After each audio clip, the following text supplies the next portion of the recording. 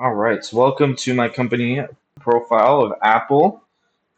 So the goal of this presentation is to really compile all the findings over the past 6 weeks that I've researched through Apple and make it easy to understand. So let's get into it. So a little bit about their brand identity. So our start is who is Apple and what are they doing? So they focus on quality and exclusivity. We'll talk about the exclusivity in a minute. Quality. So they want to show their customers that they build a quality product, essentially, right? And that includes battery life, the A series chips, and they largely ignore third party reviews, which I'll get into in a later slide. So, perpetual innovation. Their brand is rooted in revolutionizing personal technology. And what that means is 1984, they launched the Macintosh. In 2007, they launched the iPhone. Both groundbreaking devices, and they still have iPhone today, and they still have the MacBooks. It's coined different, but it's essentially the same thing. And if we go back here, 2025, in Apple reports $94 billion in revenue. 44.6 billion of that is coming from the iPhone. They have a closed ecosystem, so they have things like AirDrop, Universal Control, iCloud, being able to connect to certain devices immediately and very hassle free, right? This for the working individual that wants to just have it work immediately. You don't want it to take forever and then you have to reconnect it and all these different things. So that's what the closed ecosystem is. And so a little bit more about their profile, the mission, their core strategy. So in mission statements, which don't technically list on their website, but data is a fundamental human rights, defines identity and global strategy. So data privacy is going to be a huge thing for them. They want to protect your data essentially, and that's why a lot of what they do is based around that. So, for example, I think it was last year um, you can opt into of ads on Facebook, for example. Like it's very hard for Facebook ads to target you and different things. So they've opted, they did that because they want to protect your information. So they've done other things like that on and um, yeah, we'll talk more about their target audience in a minute. But kind of the individual that just wants a hassle-free experience. And core strategy, so they leverage their integrated ecosystem, like I talked about in a minute, to foster pretty much unparalleled customer loyalty and a customer experience that's like really, what it does is it closes it because it's inside. Uh, they really have competition. So if someone's locked into the not gonna want to go get a different thing because they're already like, I'm gonna get another iPhone. Like, why would I get a Samsung? A little bit more about their demographics. Uh, Usually 18 to 45, and actually, I would say it's even a little bit lower than that. A lot of teens nowadays are iPhone. It's male right now, although it's starting to become more balanced. And income upper to middle class, earning 40,000 or more annually. Like I said, these are usually working professionals, so college students, graduates, working people, and a lot of them have gone to college or are planning to go to college. Primarily, they're based in the U.S., so a lot of their customers are in the U.S. But Europe and Greater China also have a good, I guess, base for there too. Um, Mostly, and then followed up by Asian, and then Hispanic and Black. So if we go to the psychographics, we can see that some of the hobbies of these people, they have creative pursuits like design, photography, and fitness, lifestyle. They want a modern, tech-driven, and they focus on work. Personality, they are loyal, innovative, creative, and they care about what other people think about them. So they want to have the newest iPhone. They want to have the newest MacBook, which a lot of people do. So values, they have privacy, which again is going to be a huge thing. Hassle experience and good, I guess, which go with that experience too. They're very active on social media and highly engaged with their devices. They use them and they probably make money with them, either if it's using it for work, if they're their own business, whatever, right? They are engaged with their devices daily and it's essential for their lifestyle. Um, yeah, some other interests you might look at: technology, health, fitness, and digital media are all going to be right up the line with the audience of Apple. So I've created this little customer journey. It's very simple, right? And this is kind of what we see most customers from most businesses do, right? They start with awareness, go to interest, consideration, evaluation, conversion, loyalty. So in the awareness stage, customers discover Apple either through social media, keynotes, or word of mouth. So their friend has, as a student, for example, school, they see a bunch of people with Mac Pros, and they're look for a new laptop because their current one's getting old.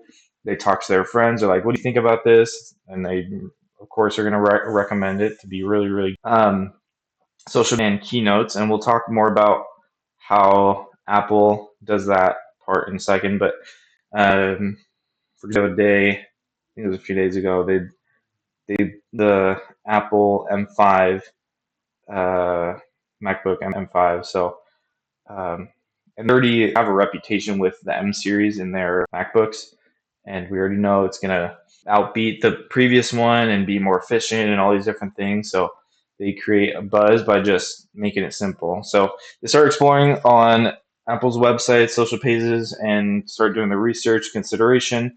They start to compare the products. They may even go to Apple stores or view demos just to make sure it would, lifestyle. And then they either buy it through Apple online or in store. A lot of times they will trade in or have financing options. A lot of the products that they have are pretty expensive, but Apple does a good job of still wanting to tailor it to, making you feel like you get your money's worth. And then once they're in that ecosystem, like I said, it's very hard for customers to leave because they're already using all their products, right? So this is a little bit about their website. It shows they focus on lifestyle and emotion. It's very clean, minimalist design, and you can see they have a common message throughout all of their products and how they work together. It just works, right? And so you see, like, I don't know, for example, I have a new Bluetooth connectivity that works with the AirPod Pros or something like that, right? So you want to, it's very, very, very, very well. It's a little bit about the user experience. So if I was a customer going in and wanting to get a product, very navigation, I find myself being able to find the product that I needed very quickly. Uh, they have a very high quality website. They have a lot of different animations that showcase the product and make it look very, very it's very, like I said, they have financing options, they have trade-in options. You can add Apple Care Plus. There's a lot of little upsells that they can do as well, but they don't make it feel um, worthless. They make it feel very professional and like, yes, I would need this. I would say though, with their website, they have limited product detail, and I actually forgot to mention this as well. They don't have reviews on their websites, um, so focus more on visuals and lifestyle versus like the actual specs of what you can do on it. So if a tech enthusiast, someone that's looking to do something very specific, their website may not be the best place for them to look for information about that. Um, so into social media a little bit. So primarily they are active on Instagram.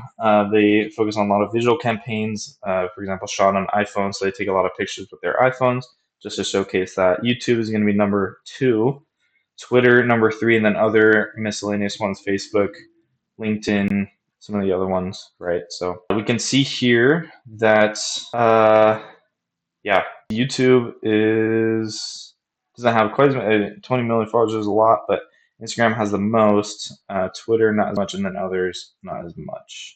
If we move on to some ethical concerns, so you would think based on everything that I've been saying, Apple would be a very ethical company, but Apple, like I said, does not allow reviews on their website, so you have to go to external websites like Amazon or Best Buy. This does make a wise because they don't have to, with their like that's what they focus on is lifestyle versus the minor might be wrong with it, or the one customer like, I hate this product because of this or this or this. You got a default to product, so they want a very positive image, but we'll see in a second how that can be not very good. Again, they make sure that they release regular transparency reports, show how they use their user data, right?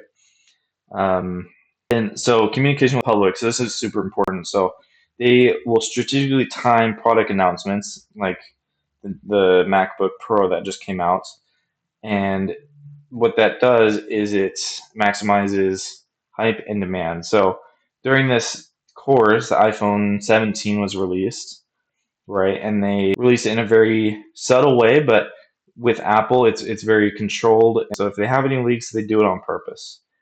Um, so this is a little bit more about what I was mentioning here, how they want to create a very positive image, but sometimes that can lead, if there are problems with the product, that means they may not address it immediately. So in 2014, the iPhone 6 Plus was started to bend in people's pockets, and Apple claimed it was extremely rare, but there was lots of posts on social media, YouTube, and different things of how it would bend the phone. And yeah, so you can see here in the images, I mean, this is not a small bend. This is like a full, like the Apple needs to do something about this, right?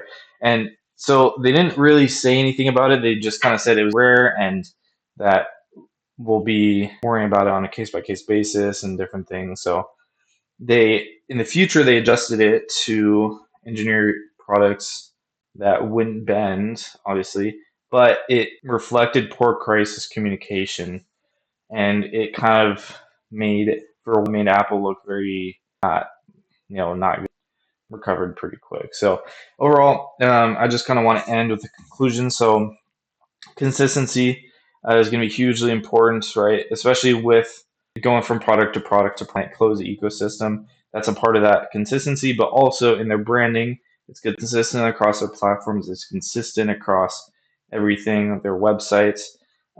Transparency with control.